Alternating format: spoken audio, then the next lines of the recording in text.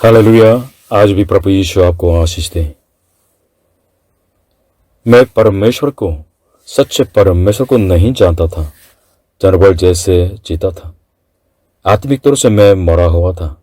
लेकिन जब मैंने जीवित परमेश्वर, मेरे सृजनहार को जान लिया है, तो उनके संतान बन चुका है। मेरे जीवन में, मेरे दैनिक जीवन में परिवर्तन आ गया।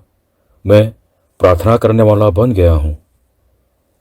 मैं परमेश्वर पर भरोसा रखते हुए दिन को शुरू करता हूँ और अनेक प्रार्थनाएं करते हुए दिन को समाप्त करता हूँ। किसने कहा प्रार्थना सांस है? जो परमेश्वर पर विश्वास करते हैं, मसीही लोग प्रार्थना के बिना जी नहीं सकते हैं। खोरिया के पूर्वजों ने अनेक देवताओं को पुकारा और संसार के लोग आज भी अनेक देवताओं के पीछे चलते हैं। लेकिन पाप की वजह से मनुष्य की आत्मिक आंखें बंद हो गई हैं। इसलिए मनुष्य जीवित सच्चे परमेश्वर को नहीं जान सकते हैं। हमें मध्यस्थी की आवश्यकता है, मीडिएटर, जो परमेश्वर और मनुष्य के बीच में खड़े होकर मनुष्य को परमेश्वर के पास ले जा सकते हैं। बाइबल कहते हैं कि वो मध्यस्थ प्रभु यीशु मसीह हैं। प्रभु यीशु मसीह पर विश्वास करेंगे तो पापी मनुष्य मृत्यु को पार करके जीवन में, यानी अनंत जीवन में प्रवेश करते हैं और जीवित परमेश्वर के साथ संगति में रहते हैं, उनके अंदर प्रार्थना करते हैं।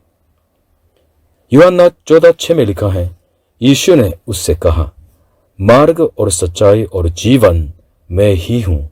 बिना मेरे द्वारा कोई पिता के पास नहीं पहुंच सकता। मनुष्य के लिए जीवित परमेश्वर के पास जाने के लिए एकमात्र रास्ता है। वो कौन है? प्रभु यीशु मसीह हैं। जो प्रभु यीशु पर विश्वास करते हैं, इसलिए प्रभु यीशु मसीह के नाम से प्रार्थना करते हैं। परमेश्वर का असीम प्रेम, उनकी सुरक्षा, उनकी पाप क्षमा, उनकी शांति और उनकी मुक्ति और अनंत जीवन की आशीष और स्वर्ग में प्रवेश करने की आशीष कौन ला सकते हैं? सिर्फ प्रभु यीशु मसीह ही हमारे जीवन में ये सब आशीष ला सकते हैं। और हमारे जीवन के हर क्षण में, हर परिस्थिति में हम प्रभु यीशु के नाम से प्रार्थना करते हैं और परमेश्वर की सहायता प्राप्त करते हैं। परमेश्वर प्रभु यीशु मसीह में पापी का स्वीकार करते हैं। परमेश्वर प्रभु यीशु मसीह में, प्रभु यीशु मसीह पर विश्वास करने वालों की प्रार्थना को सुनते हैं। प्रभु यीशु जी ने स्वयं ही ये कहा था कि उसी के नाम से प्रार्थना करें। यूहन्ना 16:23-24 में लिखा है, प्रभु यीशु ने कहा, मैं तुमसे सच सच कहता हूं, यदि पिता से कुछ मांगोगे तो वह मेरे नाम से तुम्हें देगा। अब तक तुमने मेरे नाम से कुछ नहीं मांगा, मांगो तो पाओगे, ताकि तुम्हारा आनंद पूरा हो जाए। आज के वचन में भी पौलुस प्रेरित ने इफिसियों के कलीसिया के लोगों से यह कहा कि प्रार्थना करो।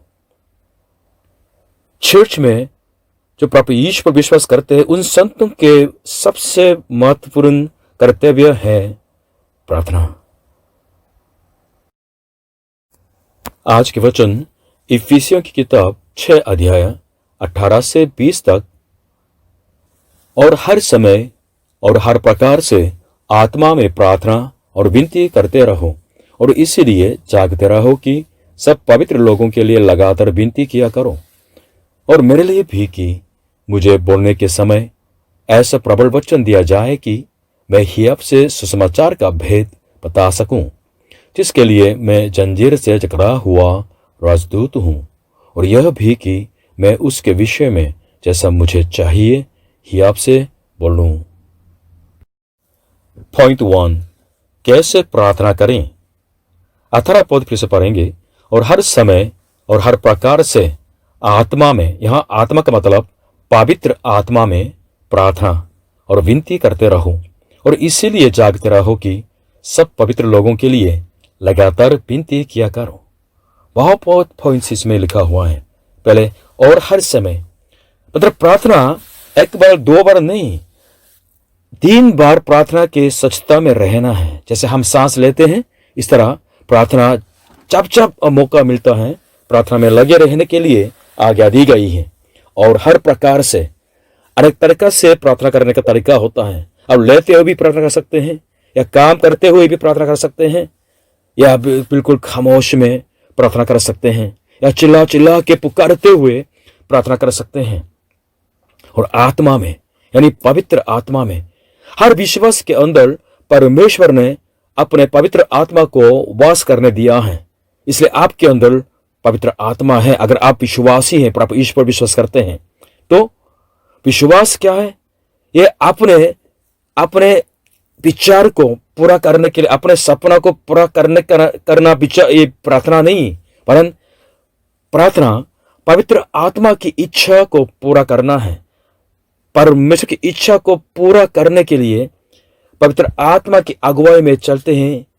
ये प्रार्थना का प्रोसीजर है। और इसलिए जागते रहो।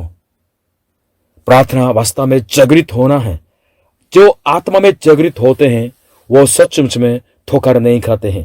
प्रभु यीशु ने यह कहा कि परीक्षा में न पढ़ने के लिए प्रार्थना करो, अपने चेलों को कहा था। सब पवित्र लोगों के लिए जो प्रभु यीशु पर विश्वास करते हैं, ये एक देह बन जाते हैं और एक परिवार बन जाते हैं। इसलिए संतों के लिए, विश्वासियों के दुखों को हमें उठाना है हमारे प्रार्थना के द्वारा। इसलिए ध्यान की जरूरत है, उस समय लगाने की जरूरत है, और लगातार विनती किया करो। विनती बोला है, प्रार्थना आपके दिल की जरूरत है, आपके आत्मा की जरूरत है। लगातार प्रार्थना करने के लिए बोला है। प्रार्थना कैसे करें? हम प्रभु यीशु मसीह जी के नमूना से सीख सकते हैं। प्रभु यीशु जी की मौत सामने आ रही थी तो प्रभु यीशु जी को मालूम था, लेकिन उनके मन में दुख और पीड़ा भी थी, क्योंकि शरीर पहन के इस दुनिया में आया ना, इसलिए उनकी शारीरिक मौत भी आने वाले हैं। और लोगों के लिए मरने की मौत के जो भारीपन है वो समझ से बाहर था, इसलिए बहुत बहुत पीड़ित थे। इसलिए प्रभु यीशु ने भी खुद प्रार्थना किया। लेकिन जब ये प्रार्थना कर रहे थे तो उनके खून जैसे पसीना निकलने लगे। लूका 22-24 में लिखा है, और वह अत्यंत संकट में व्याकुल होकर और भी हृदय वेदना से प्रार्थना करने लगा, और उसका पसीना मनो लहू की बड़ी बड़ी बूंदों की नाई भूमि पर गिर रहा था। ये क्या हो गया? मेडिकल डॉक्टरों ने यह कहा कि अगर आदमी के मन के अंदर जो दुख है समझ से बाहर होता है तो खून के नाली और पसीना के नाली में गड़बड़ी आते हैं। इसलिए इस तरह सिम्पटम आ सकते हैं। पसीना लहू की नाई गिरने लगा। हम समझ सकते हैं कितना दुख सहा प्रभु यीशु जी ने। इसलिए प्रभु यीशु जी ने इस तरह पिता से मांगा, अगर हो सका ये तो इस दुख से मैं दूर हो जाऊं। लूका 22:42 में लिखा है कि हे पिता, यदि तू चाहे तो इस कटोरे को मेरे पास से हटा ले, तो भी मेरी नहीं परंतु तेरी इच्छा पूरी हो। ये प्रार्थना है। संपूर्ण हृदय से, आत्मा से प्रार्थना करना, और मेरी नहीं वरन पिता की इच्छा को पूरा करने के लिए प्रार्थना करना। अगर हमारे प्रभु यीशु जी ने भी इस तरह प्रार्थना की है तो हम क्यों नहीं करें? हम प्रार्थना से अपनी अभिलाषाओं की पूर्ति नहीं ढूंढते हैं, परंतु परमेश्वर की इच्छा की पूर्ति ढूंढते हैं और मांगते हैं। ये प्रार्थना जीवन मेरे अंदर और आपके अंदर हो। पॉइंट 2, प्रबल वचन के लिए प्रार्थना करें। 19 पद में लिखा है, और मेरे लिए भी कि मुझे बोलने के समय ऐसा प्रबल वचन दिया जाए कि मैं ही आपसे सुसमाचार का भेद बता सकूं, जिसके लिए मैं जंजीर से जकड़ा हुआ राजदूत हूं। अगर आप प्रभु यीशु पर विश्वास करने वाले विश्वासी हैं तो आपके पादरी के लिए और वचन को बांटने वाले सेवकों के लिए प्रार्थना करना बहुत बहुत जरूरी है। क्यों? क्योंकि परमेश्वर का वचन सामर्थ्य के साथ परिवर्तन को लाता है। यहां भी लिखा है प्रबल वचन दिया जाए कि अगर ये ऐसा है तो सचमुच में व्यक्तिगत तौर से या चर्च के ग्रुप के रूप में जीवित परमेश्वर का वचन सुनना आपके लिए सचमुच में ये महिमा में अधिकार है और आशीष है। इसलिए प्यासा के साथ परमेश्वर के वचन के सामर्थ्य और उसकी महिमा पाने के लिए प्रार्थना में लगे रहना है, क्योंकि परमेश्वर का वचन धोधारी तलवार से तेज वचन है। पिछले हफ्ते हमने सीखा था वचन के द्वारा यह आत्मा का तलवार है और परमेश्वर का वचन प्रकाश है और आनंद जीवन है और सत्य है। इसलिए परमेश्वर के वचन के द्वारा हम झूठ से बच जा सकते हैं। परमेश्वर के वचन हमें शुद्ध करते हैं और पवित्र करते हैं, हमारी अगुवाई करते हैं। इसलिए प्रार्थना करें कि इस तरह कि आपके सेवक लोग वचन में मिलावट न करें और शुद्ध वचन ही को बांटने वाले बन जाएं। क्यों हमें सेवकों के लिए प्रबल वचन के लिए प्रार्थना करना है? क्योंकि परमेश्वर का वचन मनुष्य के बुद्धि से नहीं समझ सकते हैं। आज पौलुस भी इस तरह कहते हैं कि सुसमाचार का भेद बता सकूं। भेद बोला है, मिस्ट्री बोला है। चाहे पढ़े लिखे क्यों ना हो, चाहे डॉक्टर्स क्यों ना हो, डॉक्टर लोग भी अपनी बुद्धि से परमेश्वर को वचन नहीं समझ सकते हैं। लेकिन जो अनपढ़ है, जो बच्चे हैं, वो भी पवित्र आत्मा की सहायता से बुद्धि से परमेश्वर पर, उनके वचन पर विश्वास कर सकते हैं और सचमुच में विश्वासी बन जा सकते हैं। हम हर शनिवार को हमारी आराधना में परमेश्वर का वचन सुनते थे। इससे और अच्छी आशीष नहीं है कि हम सृष्टि, हमारे सृजनहार परमेश्वर की आवाज को सुन सकते हैं। इसलिए वचन के प्रचार के लिए प्रार्थना करना वास्तव में आपकी आत्मा की भलाई के लिए प्रार्थना करना है। आज के वचन में भी जो 19 पद पौलुस प्रेरित जो महान सेवक है उसके निवेदन है। एफिसिया के कलीसिया के छोटे छोटे अभी बच्चे जैसे ऐसे विश्वासी लोगों के सामने दिन नम्र होके पौलुस प्रेरित अभी मांगते हैं, मेरे लिए प्रार्थना करो ताकि मुझे प्रबल वचन दिया जाए कि मैं ही आपसे सुसमाचार का भेद बोल सकूं। जो प्रभु के वचन बांटते हैं, पीड़ा में, दुख में, सताव में भी, फिर भी उनके लिए एक जो मांग होता है वो क्या है? प्रबल वचन उनके लिए दिया जाए ताकि उन दुखों में भी परमेश्वर के वचन के द्वारा लोग अनंत जीवन पा सके। अगर हम परमेश्वर के वचन की महिमा को थोड़ा सा समझ लें तो हमें प्रार्थना के लिए प्रोत्साहन मिलेगा। भजन संहिता 33:6 में लिखा है, आकाश मंडल यहोवा के वचन से और उसके सारे गण उसके मुख ही श्वास से बने। परमेश्वर ने जो नहीं था उसको अपने वचन से होने दिया है, कोई मटेरियल यूज करके नहीं। जब वो बोले तो वो चीजें होने लगी।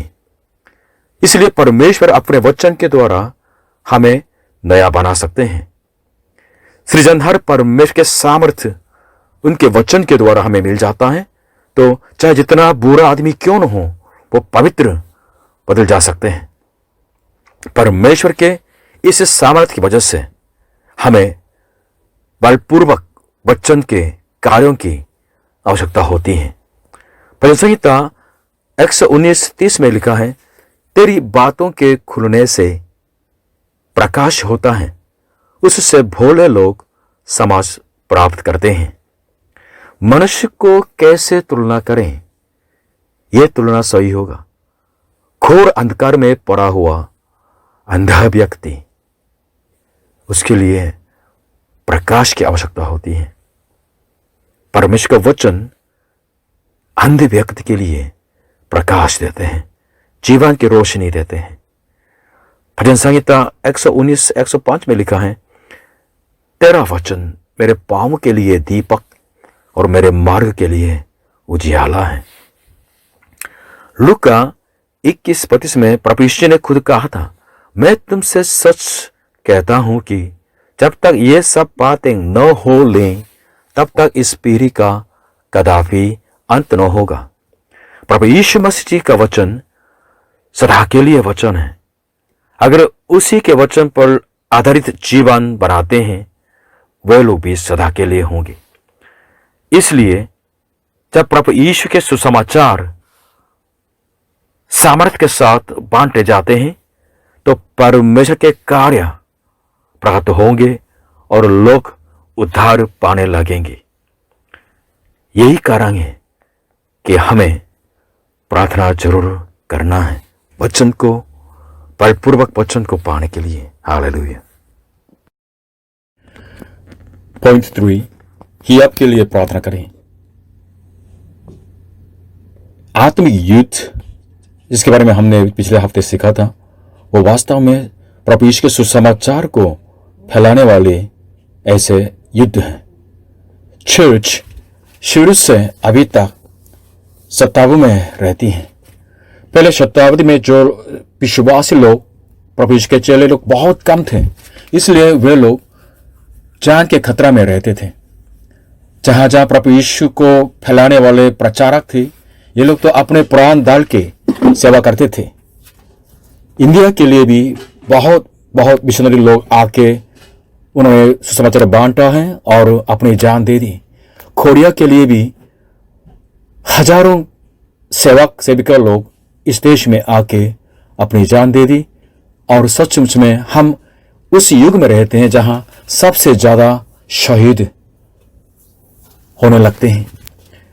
पौलुस प्रेरित खुद वो चर्च को सत्यानाश करने वाले व्यक्ति था, लेकिन जब प्रभु यीशु जब मृत्यु में से जी उठे हैं, उससे मुलाकात हुई है, तो वो प्रभु यीशु के चेला बन के जिंदगी भर प्रभु यीशु के सुसमाचार को फैलाते हुए अंत में प्रभु यीशु के लिए प्राण भी दे दिया था।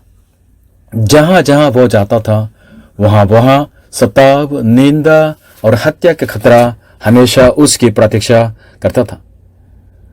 जीवन के अंत तक प्रभु यीशु मसीह के सुसमाचार को फैलाना उसके लिए कर्तव्य था। इसलिए वो अपनी सुरक्षा नहीं मांगा, वरन खतरा में भी हियब होने के लिए, हियब रखने के लिए इस तरह प्रार्थना तो निवेदन किया है। हियब के साथ मैं सुसमाचार को तो बता सकूं।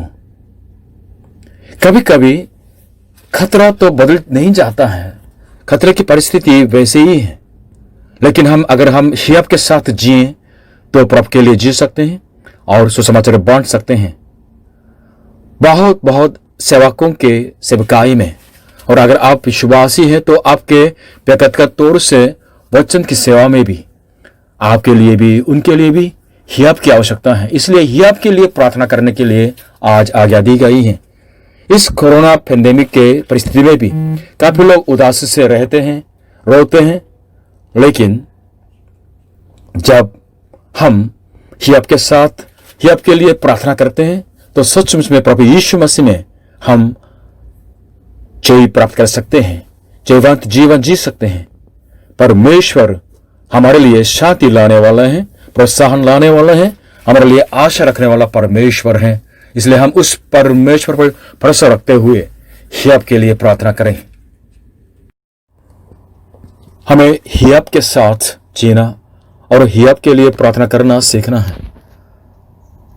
प्रेरितों के काम 23 अध्याय 11 से लेकर 13 में इस तरह लिखा है, उसी रात प्रभु ने उसके पास यानी पौलुस प्रेरित के पास आ खड़े होकर कहा, हे पौलुस, ढाढ़स बांध, क्योंकि जैसी तूने यरूशलेम में मेरी गवाही दी, वैसे ही तुझे रोम में भी गवाही देनी होगी।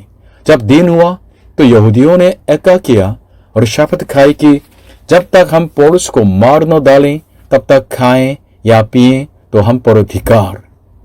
जिन्होंने आपस में यह शपथ खाई थी वे 40 जनों के ऊपर थे। प्रभु यीशु के पीछे चलने के लिए, उनकी सेवा के लिए, प्रभु यीशु के सुसमाचार की बढ़ोतरी के लिए तो सत्ता वो आना ही है। इसलिए विश्वासियों के लिए और प्रभु के सेवकों के लिए जरूरी है हियाब। इसलिए पौलुस हियाब के लिए प्रार्थना करने के लिए निवेदन किया है। हम कमजोर नहीं बने वरन हियाब के साथ जीवंत जीवन जिए, क्योंकि इस सुसमाचार के द्वारा ही जो पाप में गिरे हुए मानव जाति उद्धार पा सकते हैं। दूसरा रास्ता है ही नहीं। परमेश्वर ने हमें मिशन दे दिया है। हमारी जिंदगी भर इस मिशन के लिए हमें जीना है, इस सेवा के लिए। ये विश्व सुसमाचार की सेवा है, वर्ल्ड मिशन है। मरकुस 16 अध्याय 15 से लेकर 16 तक प्रभु यीशु ने अपने चेलों को ये आज्ञा दी है। हर पीर के चेलों के लिए, हर जो टाइम के चर्च के लिए ये दिया है, हर विश्वास के लिए ये दिया है। और यीशु ने उनसे कहा, तुम सारे जगत में जाकर सारी सृष्टि के लोगों को सुसमाचार प्रचार करो। जो विश्वास करे और बपतिस्मा ले उसी का उद्धार होगा, परंतु जो विश्वास न करेगा वो दोष ठहराया जाएगा। पाप में मरे हुए गिरे हुए मानव जाति के लिए फिर से जीने का एक रास्ता है, एकमात्र मार्ग है प्रभु यीशु मसीह। इसलिए प्रभु यीशु मसीह पर विश्वास करेंगे, पाप क्षमा पाएंगे, परमेश्वर की शांति पाएंगे और अनंत जीवन पाएंगे। इसलिए हमें प्रभु यीशु के सुसमाचार को फैलाना है संसार के कोने कोने तक। प्रभु यीशु मसीह के इस विश्व सुसमाचार के मिशन की वजह से हमें प्रार्थना करना है। चर्च के लिए प्रार्थना करें और बलपूर्वक वचन के फैलाव के लिए हम प्रार्थना करें।